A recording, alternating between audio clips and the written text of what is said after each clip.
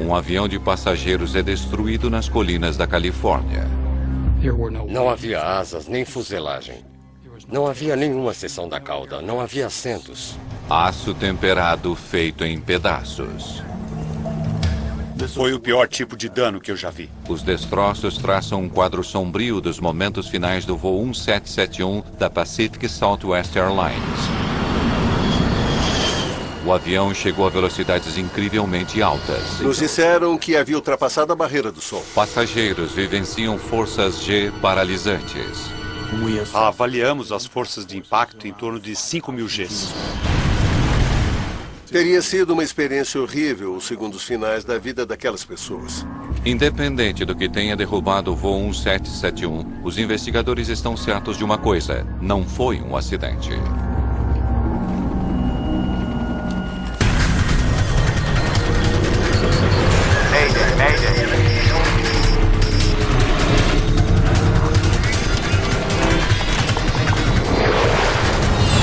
Mayday, desastres aéreos.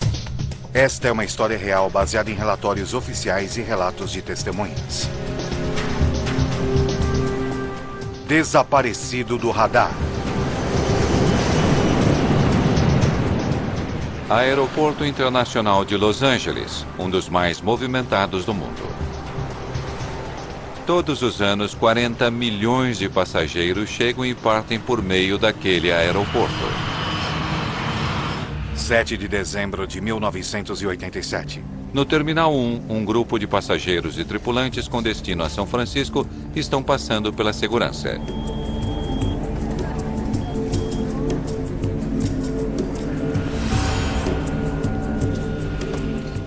Um pouco mais tarde, eles embarcariam no voo 1771 da Pacific Southwest Airlines.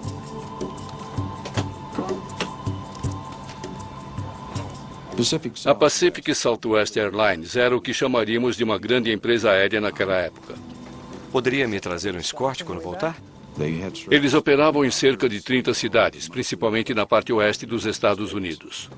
O voo de Los Angeles para São Francisco é uma das rotas mais populares da Pacific Southwest, também conhecida como PSA.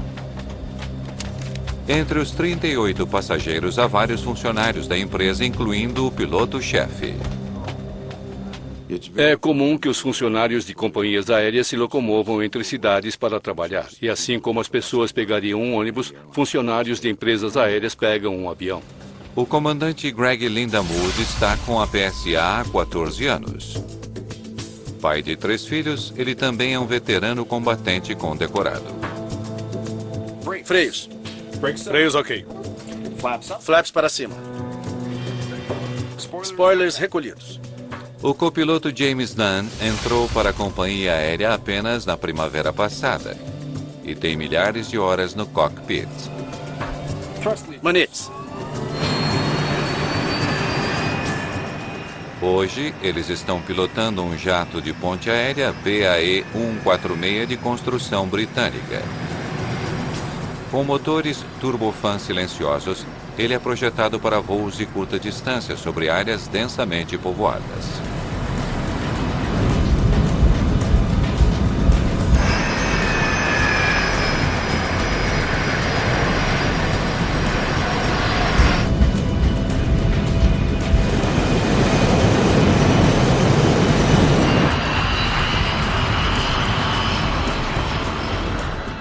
O voo para São Francisco levará pouco mais de 1 hora. Já sabe o que dar para as crianças no Natal? Um videogame. E com o que custa, acho que os dois podem dividi-lo. Alguma coisa para beber, rapazes? Não, estou bem, obrigado. Tudo bem, se mudarem de ideia é só chamar.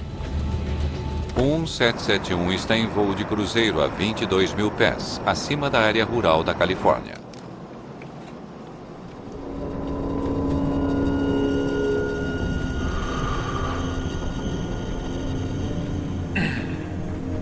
Conte a eles como está. A pouco mais da metade do voo, o comandante Lindamood se preocupa com uma leve turbulência. Controle, PSA 1771. Alguma informação sobre o percurso à frente? Temos uma certa turbulência contínua. PSA, aqui é o controle de Rock Mountain. Não está nada mal. Minha nossa, aquilo foi um tiro. A tripulação tem então um problema muito maior em suas mãos. Squawk 77, tivemos um disparo de arma a bordo. Querem ir para Monterrey? Poderiam fazer isso? Momentos depois, o voo 1771 entra em um mergulho. Testemunhas tiveram um vislumbre da aeronave enquanto ela despencava do céu. Ela vinha em alta velocidade. Parecia um dardo mergulhando rumo ao solo. Diving to the ground.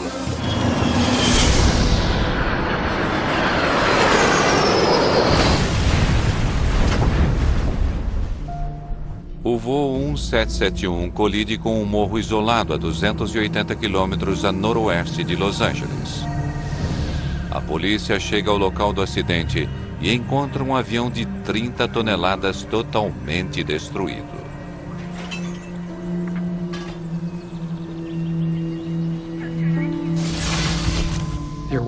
Não havia asas. Não havia fuselagem. Não havia nenhuma seção de cauda. Não havia assento algum do avião. Havia apenas papéis, papéis por toda parte. E o cheiro forte de combustível. Não demora muito para o xerife Steve Bolt chegar a uma conclusão sombria, a de que ninguém havia sobrevivido. Estamos fazendo uma busca frenética por todo este passo distante à procura de sobreviventes e não conseguimos nem ao menos encontrar corpos de seres humanos. Muito menos seres humanos que tenham sobrevivido.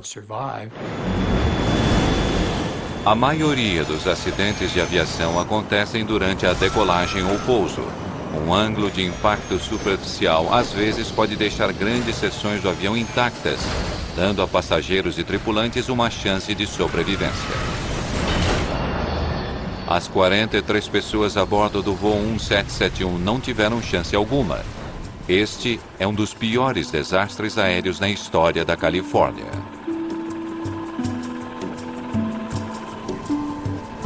Por aqui, rapazes. No dia seguinte ao acidente, investigadores do Conselho Nacional de Segurança nos Transportes e do FBI estão no local. Você já viu alguma coisa assim? Este será um longo dia, rapazes. Sabíamos que os controladores de tráfego aéreo tinham ouvido tiros. Squawk 77, tivemos um disparo de arma a bordo. Se os relatos de tiros eram precisos, então logo percebi que teria havido um crime a bordo de uma aeronave e o FBI tinha jurisdição. Mas os relatos podem não ser precisos. Os pilotos e os controladores podem ter se enganado. Ainda que a especulação sobre a identidade do atirador seja generalizada, cabe ao NTSB determinar exatamente o que ocorreu no voo 1771.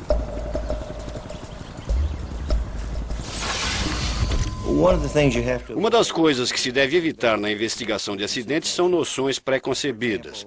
Por exemplo, a maioria de nós nunca liga o rádio, nunca assiste a televisão a caminho do local. Porque ainda que isso possa ser algo inconsciente, você pode se ver diante de várias informações. E ao chegar ao local, você inconscientemente pode começar a procurar coisas que fundamentem aquele pano de fundo. Portanto, tentamos chegar ao local do acidente com uma visão totalmente objetiva do que estava acontecendo. Enquanto os investigadores do NTSB tentam determinar a causa do acidente, o FBI tem suas próprias perguntas.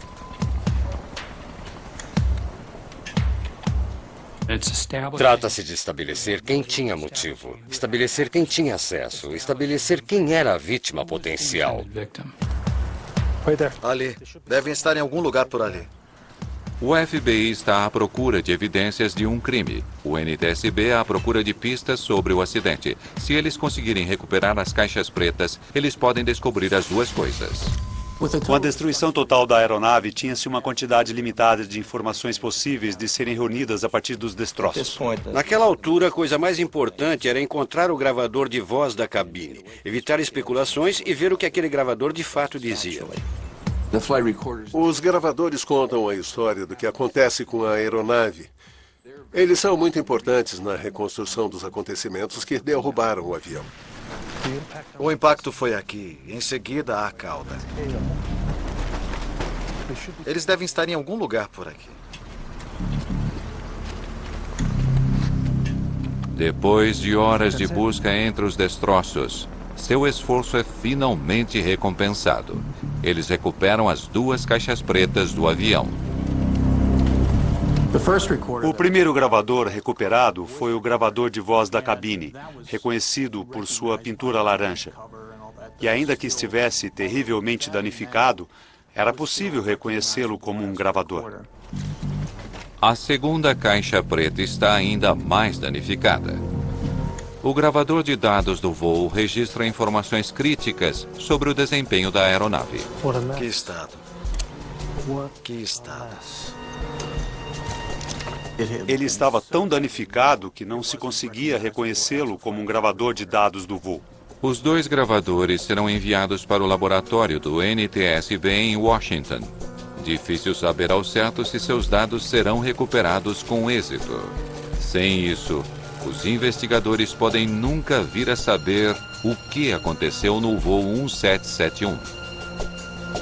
A primeira coisa que se faz ao chegar ao local do acidente é localizar. Isso era de vital importância neste caso, pois não tínhamos parte alguma da aeronave com a qual trabalhar. Realmente não tínhamos nada com que pudéssemos iniciar. No laboratório do NTSB em Washington, Dennis Grossi examina o gravador de voz da cabine do voo 1771, terrivelmente danificado. A caixa estava esmagada. Ela estava prensada, como se alguém a tivesse pego e pressionado assim. Ela é feita de aço temperado e avaliamos a força de impacto em cerca de 5.000 Gs, simplesmente com base na deformação do compartimento. O gravador, a aeronave e todos a bordo sofreram uma força de impacto 5.000 vezes a força da gravidade. Os melhores pilotos de caça do mundo conseguem lidar com uma força sustentada de 9 Gs. Em um acidente, o corpo humano consegue às vezes sobreviver a 100 Gs por uma fração de segundo. Uma força 50 vezes é difícil de compreender. Dennis Grossi sabe que o enorme impacto pode ter eliminado qualquer possibilidade de ouvir as últimas palavras no cockpit do voo 1771.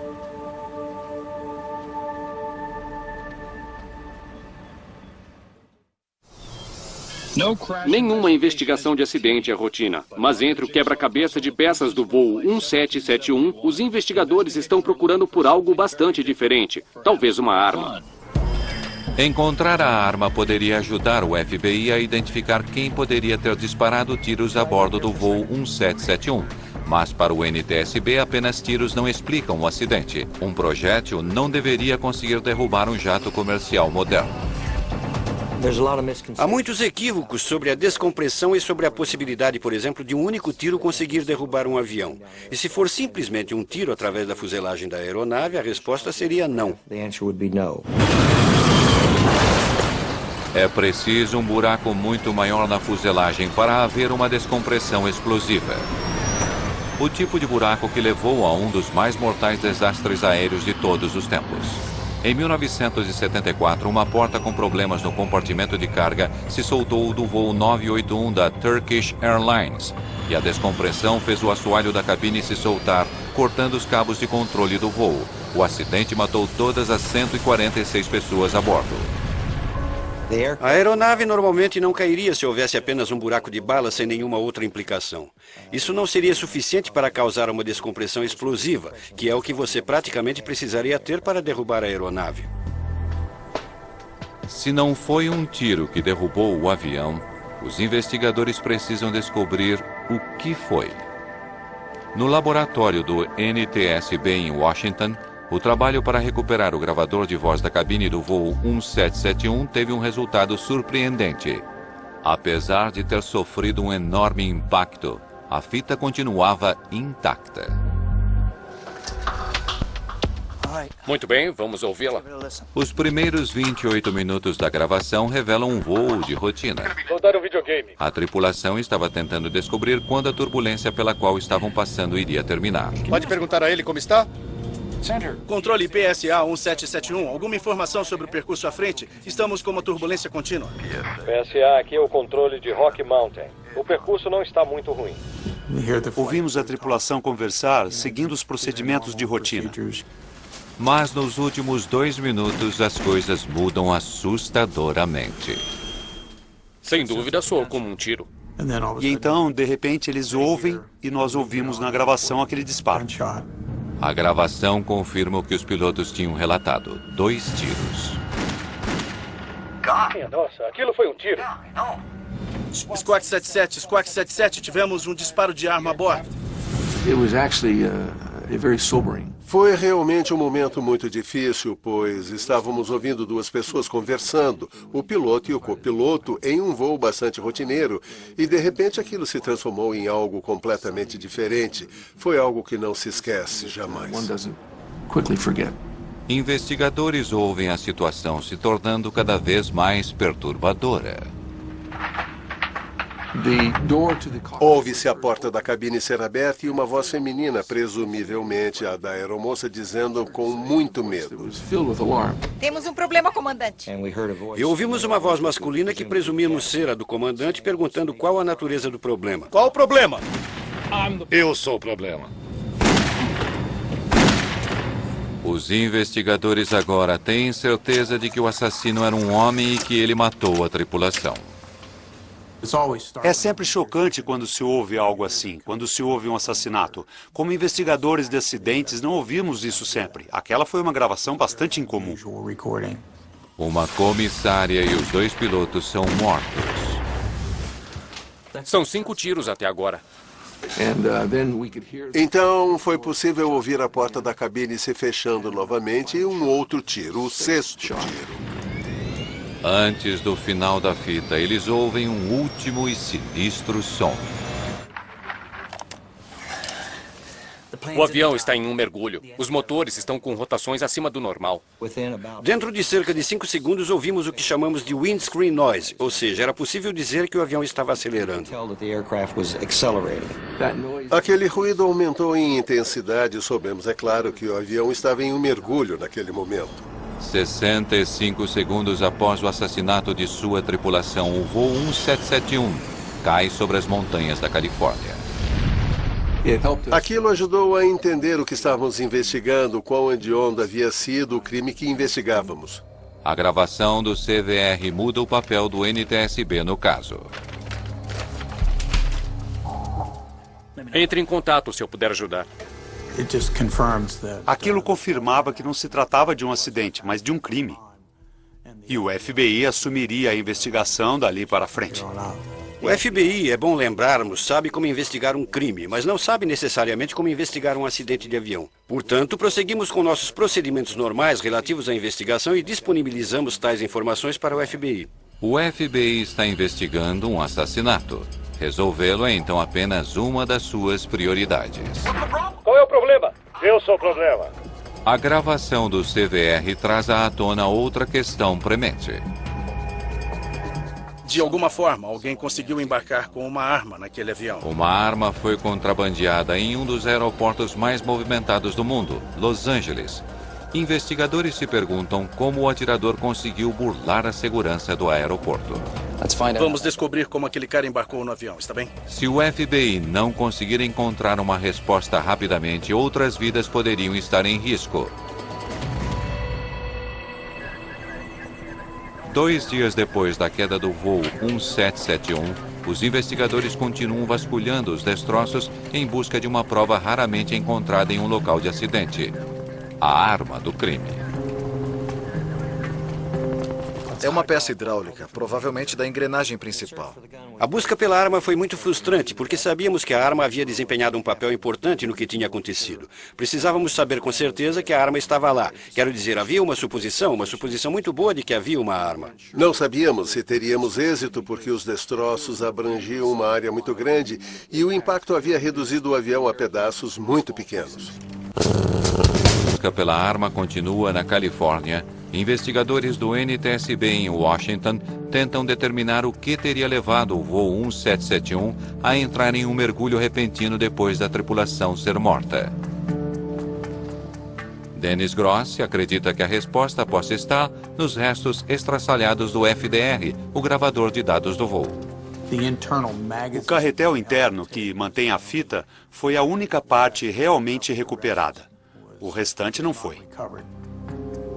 E o pior, quase toda a fita que registra os dados foi perdida. Ficou estraçalhada quando o aparelho atingiu o solo. Foi o pior dano que eu já vi. Gross examina uma parte crítica do gravador, as cabeças que registram os dados na fita magnética. Ele descobre que um pequeno pedaço de fita sobreviveu. O carretel não sobreviveu e a fita propriamente dita tinha sido destruída, exceto por 15 a 20 centímetros dela, que correu em torno das cabeças de gravação e o cabrestante. Com um pedaço tão pequeno de fita, não se sabe se haverá alguma informação útil ali.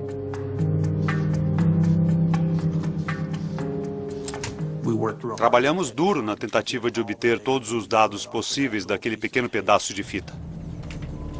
Investigadores na Califórnia finalmente encontram o que estavam procurando: o cano de uma arma.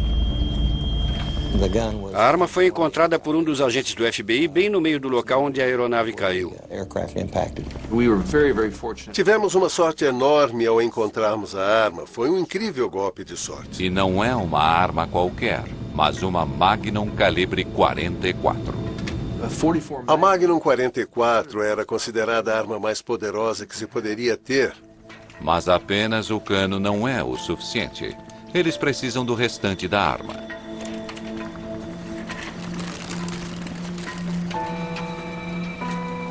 Felizmente, eles o encontram. O tambor com 6 cápsulas.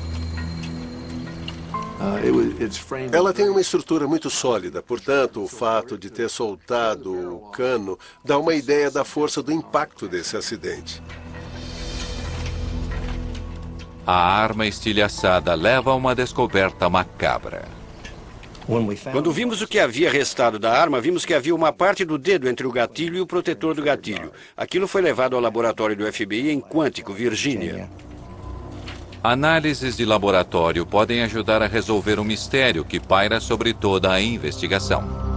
O FBI tem uma arma, uma cena de crime e 42 vítimas de homicídio. O que falta é a prova da identidade da 43ª pessoa a bordo, o assassino. Em nossa investigação aqui hoje no local, localizamos uma arma e essa arma será examinada. Naturalmente, qualquer conexão entre ela e o crime será mais detalhadamente analisada. Precisávamos determinar um motivo para que alguém fizesse tal coisa. Alguém tinha de ter disparado os tiros e deveria haver uma razão para isso. É parte de um assento, parte da estrutura. A investigação no local do acidente estava totalmente a cargo da NTSB, a investigação propriamente dita, mas éramos capazes de responder a perguntas que podiam surgir por parte daqueles investigadores no local. Como eu dizia, eles não têm o conhecimento necessário para saber o que procurar, mas do ponto de vista criminal, eles certamente sabem o que perguntar. No local do acidente, o NTSB recuperou algo entre os destroços que poderia ajudar a explicar o que aconteceu no voo 1771, um fragmento de um assento de passageiro. Na verdade, encontramos um assento que tinha buraco de bala nele. Se eles conseguirem determinar exatamente onde estava localizado o assento, então os registros de passageiros da PSA poderia dar aos investigadores o nome de outra vítima que teria sido baleada antes que o avião caísse.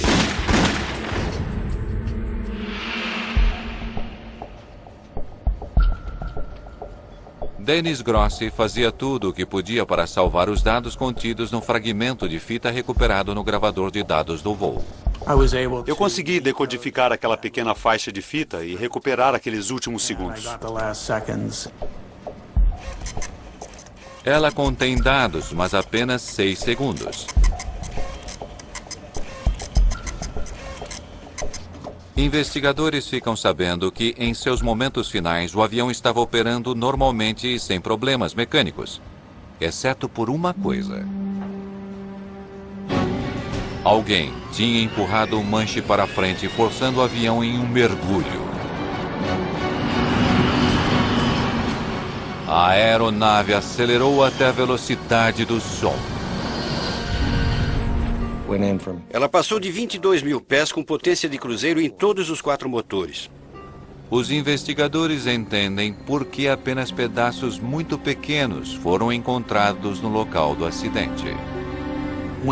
Quando a aeronave atingiu o solo com tamanha velocidade, ela sofreu impacto e basicamente comprimiu o solo. E liberou e soprou tudo em volta para fora do buraco.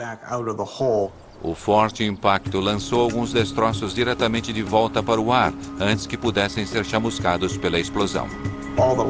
Todo o material leve, todos os papéis na aeronave, qualquer material de isolamento da aeronave, tudo isso foi levado pelo ar e então carregado, imagino, por quilômetros.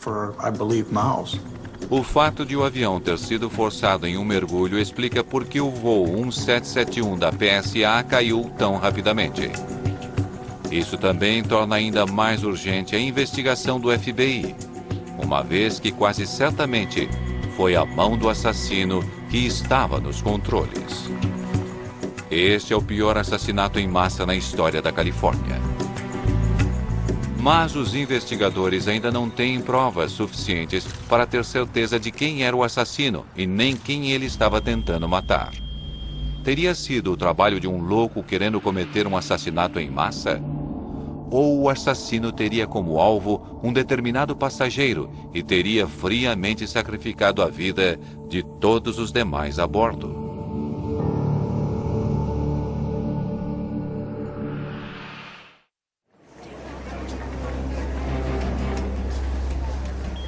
A investigação do FBI sobre os tiros fatais a bordo do voo 1771 da PSA descobriu uma falha na segurança do aeroporto. Isso poderia explicar como uma arma foi levada para dentro da aeronave. Qualquer um no aeroporto poderia não ter passado pela revista de segurança. O agente Bretson descobre que funcionários da companhia aérea com identificação válida não precisavam passar pela segurança no aeroporto de Los Angeles. O que eles tinham instituído era uma passagem livre para tripulantes e funcionários do aeroporto. Na verdade, qualquer um que tivesse o crachá em ordem mostrava o crachá e não precisava passar pelo raio-x e detector de metal. Era uma grande lacuna na segurança. Bretson sabe que o assassino era um homem. E a partir da lista de passageiros do voo 1771, ele verifica que havia 4 passageiros que trabalhavam para a Pacific Southwest ou para sua companhia-mãe, a US Air.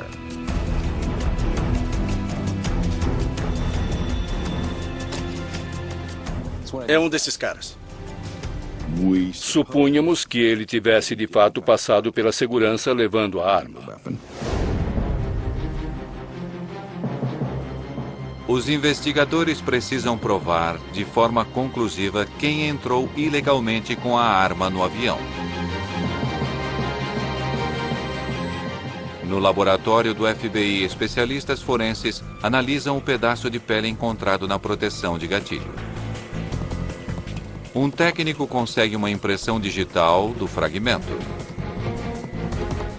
Em busca de uma correspondência, ele compara a digital com o arquivo dos 4 passageiros que poderiam ter burlado a segurança.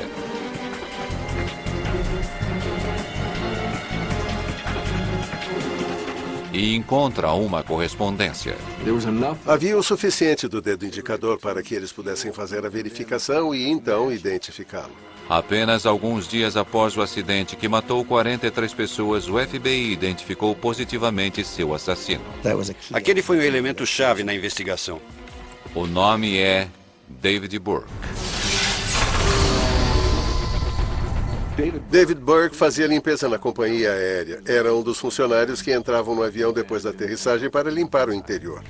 Agora os investigadores sabem que David Burke entrou com uma arma a bordo do voo 1771 e precisam explicar por quê. Um motivo lhe dá a compreensão dos fatos e o ajuda a desenvolver um quadro completo do crime. Conhecendo o motivo, você é capaz de determinar de forma conclusiva o que aconteceu. Terceiro dia no local do acidente. Ainda buscando por entre o que sobrou do avião, os investigadores descobrem uma peça bizarra, mas reveladora, que aponta diretamente para o motivo por trás do crime de David Burke. Durante a investigação, um dos nossos agentes encontrou um saco de enjoo e soube imediatamente que aquilo era uma peça importante daquele quebra-cabeça. Por ter empurrado o avião em tal mergulho, Burke involuntariamente garantiu que uma pista vital pudesse ser descoberta. O saco de enjoo tinha uma mensagem escrita nele muito sinistra. Burke tinha escrito o bilhete não assinado durante o voo. E nele expressava rancor contra um homem chamado Ray. Olá, Ray. Acho que é, de certa forma, irônico que acabemos desta forma. Eu pedi clemência para minha família, lembra? Bem, eu não tive nenhuma. E você também não terá. Essa era a mensagem recuperada naquele saco de enjoo. O saco de enjoo é um indício concludente que eles buscavam, a pista que determina o motivo de David Burke.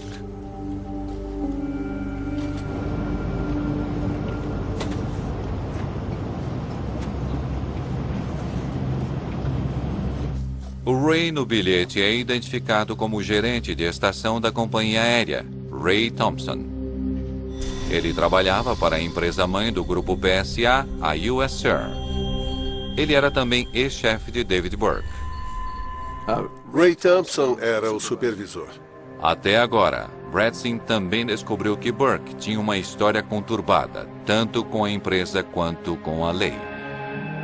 Burke tinha trabalhado para a US Air durante 14 anos, a maior parte deles no aeroporto em Rochester, em Nova York. Havia alegações de atividade criminosa quando ele estava em Rochester. Burke era alguém que eles observavam com atenção devido a tráfico de entorpecentes e furto. Acusações de que Burke contrabandeava cocaína em voos comerciais nunca foram comprovadas. Basicamente, ele ficou um passo à nossa frente. E no final, ele não foi acusado. Ele se mudou para a costa oeste, supostamente para ficar longe daquilo tudo. Entretanto, 3 semanas antes do acidente, Burke tivera mais problemas.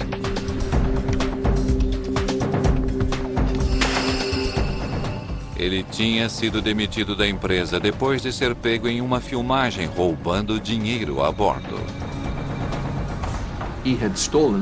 Ele havia roubado algum dinheiro do fundo dos comissários. Havia roubado $69. E aquilo foi a gota d'água.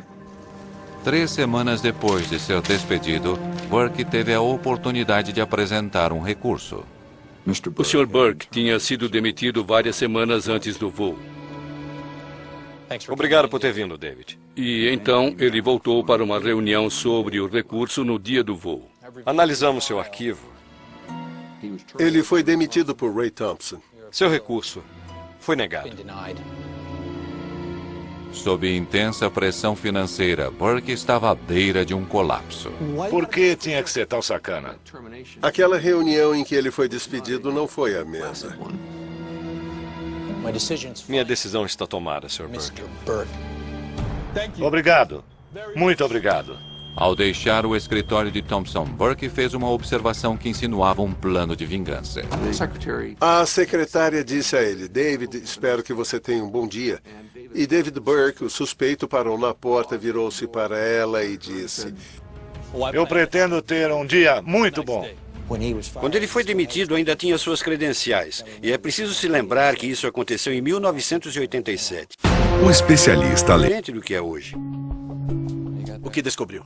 Os investigadores agora sabem que nos dias que antecederam o acidente, David Burke passou de ex-funcionário ofendido a um homem que planejava friamente um assassinato. Agora, eles precisam descobrir tudo o que puderem sobre seus movimentos no dia do acidente. O que pode me dizer sobre David Burke?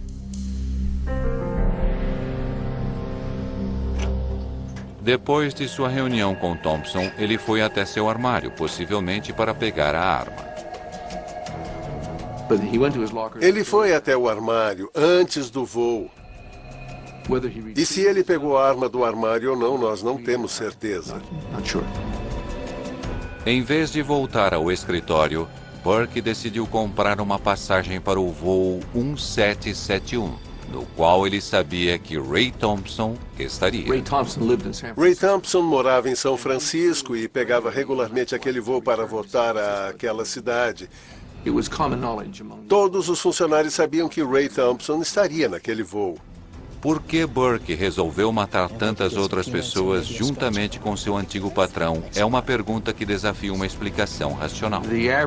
Uma pessoa comum certamente não agiria com a raiva e a vingança que deveriam estar consumindo David Burke antes daquele ato. Só podemos imaginar que devia haver algo mais de errado com David Burke. Ele simplesmente decidiu fazer daquilo um ato de vingança contra a empresa. E não creio que exista qualquer outra motivação que possamos concluir daí. Fica claro que o ataque de Burke ao voo 1771 foi meticulosamente planejado. Mas exatamente como se deram os acontecimentos uma vez que ele foi tomado de raiva, isso é algo ainda incerto. Os investigadores do NTSB conseguiram encontrar uma grande peça do quebra-cabeça. Eles conseguiram, com o fragmento do assento perfurado por uma bala, saber seu local exato, quarta fileira, assento C. Registros mostram que no voo 1771 aquele assento estava desocupado. Mas o assento diretamente à frente daquele estava ocupado por Ray Thompson. A conclusão aponta para o enorme poder da arma de calibre 44 de Burke. Seus 2 primeiros tiros perfuraram não um, mas 2 assentos do avião. O buraco teria sido feito quando a bala disparada contra Ray Thompson perfurou aquele assento, deixando ali um buraco. Agora eles sabem que Burke atirou em pelo menos 4 pessoas durante seu ataque furioso ao voo 1771, Ray Thompson e 3 tripulantes. Isso corresponde a 5 tiros. Mas os investigadores ouviram 6 tiros na gravação e precisam descobrir todos eles. Os sons de tiros foram captados por um microfone no cockpit. Comparando o padrão de som de cada tiro, os investigadores conseguem determinar se eles foram disparados no cockpit ou na cabine de passageiros.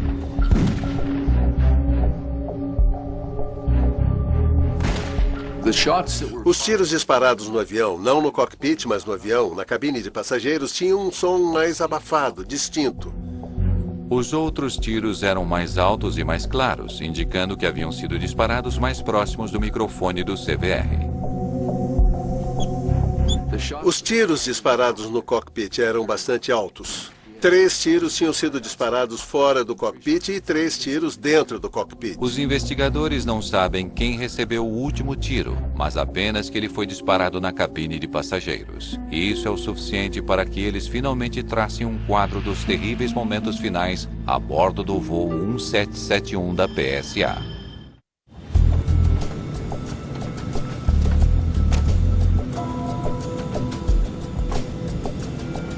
Que diabos? Você pode imaginar o que Ray Thompson deve ter pensado quando essa pessoa que ele havia acabado de demitir há apenas algumas horas passa por ele e lhe entrega um bilhete e, em seguida, provavelmente vai para o banheiro masculino. Ray está ali lendo aquele bilhete com aquela mensagem sinistra. Em seguida, eles ouvem o som da porta do lavatório se abrindo.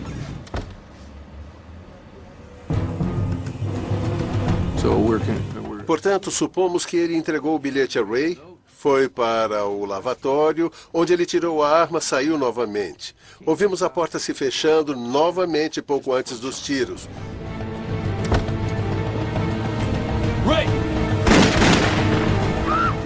Ray Thompson teve provavelmente a morte mais misericordiosa de todas naquele avião. Em menos de 1 minuto, um voo de rotina tornou-se um pesadelo. Há um problema, comandante. Qual é o problema? Ele foi muito cuidadoso. Ele tinha planejado isso muito bem até ali e acreditamos que ele seguiu seu plano. Eu sou o problema.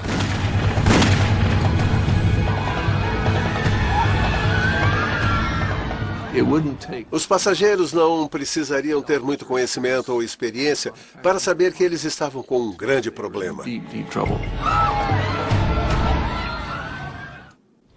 Temos um problema, comandante. Depois de atirar em seu antigo patrão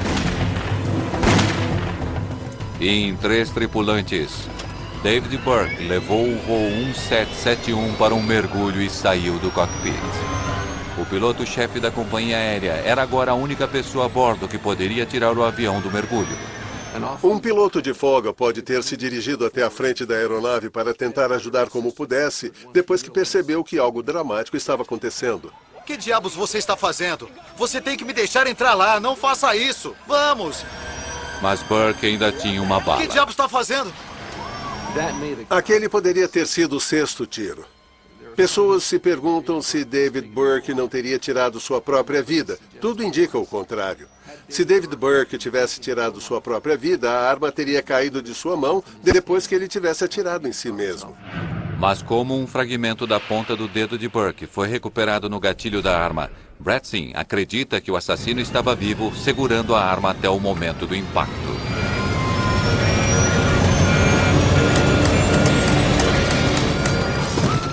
Alarmes soavam no cockpit. Havia um aumento do ruído do avião em mergulho e pouco antes do impacto, ele ficou silencioso. O que nos disseram foi que ele realmente quebrou a barreira do som. Obviamente, os segundos sinais da vida daquelas pessoas teria sido terrível.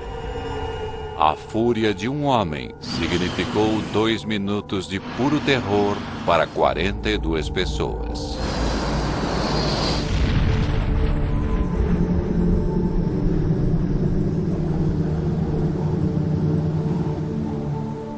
O FBI acredita que um único homem foi responsável pelo acidente do voo 1771 da PSA nas colinas do condado de São Luís Obispo, no qual todas as 43 pessoas a bordo foram mortas. Com todas as provas que recuperamos aqui, temos evidências mais do que suficientes para acusar David Burke por violação dos estatutos no tocante à pirataria aérea. O crime sem precedentes é resolvido. Mas as autoridades da aviação são deixadas com uma questão preocupante. Será que isso poderia acontecer novamente? A tragédia do voo 1771 levou a ações por parte da Administração Federal da Aviação. Esse órgão que regula a indústria aérea tomou então medidas urgentes para aumentar a segurança.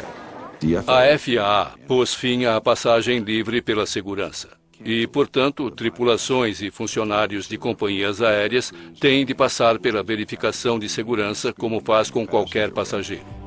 Hoje, exige-se que qualquer funcionário que deixe uma companhia aérea, quer ele tenha sido demitido, deixado o emprego ou se aposentado, ou qualquer que seja o motivo, devolva imediatamente suas credenciais.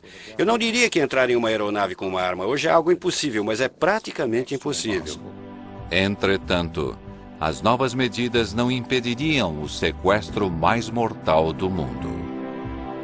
Os ataques de 11 de setembro levariam a uma enorme quantidade de novos procedimentos referentes à segurança aérea. Depois de 11 de setembro, várias lacunas relativas à segurança foram preenchidas. Hoje há agentes federais de segurança a bordo de muitos voos domésticos dos Estados Unidos. São policiais armados e à paisana em voos domésticos. As portas das cabines do piloto foram reforçadas com Kevlar e ficam travadas durante todo o voo. As portas são construídas para que seja muito difícil passar por elas. São à prova de bala. Se David Burke estivesse em um avião hoje, quando chegasse à cabine do piloto, não conseguiria entrar com a arma que tinha. Ele ainda teria conseguido ferir ou matar pessoas na parte de trás do avião, mas não teria conseguido derrubar a aeronave. Finalmente, hoje, muitos pilotos de voos domésticos têm autorização para portar armas de fogo. Todas essas medidas deixaram os voos mais seguros, mas nada pode eliminar completamente o risco de outro David Burke. Na minha opinião, a segurança da aviação aumentou enormemente, mas ainda temos muito o que fazer. E a aviação será sempre um alvo.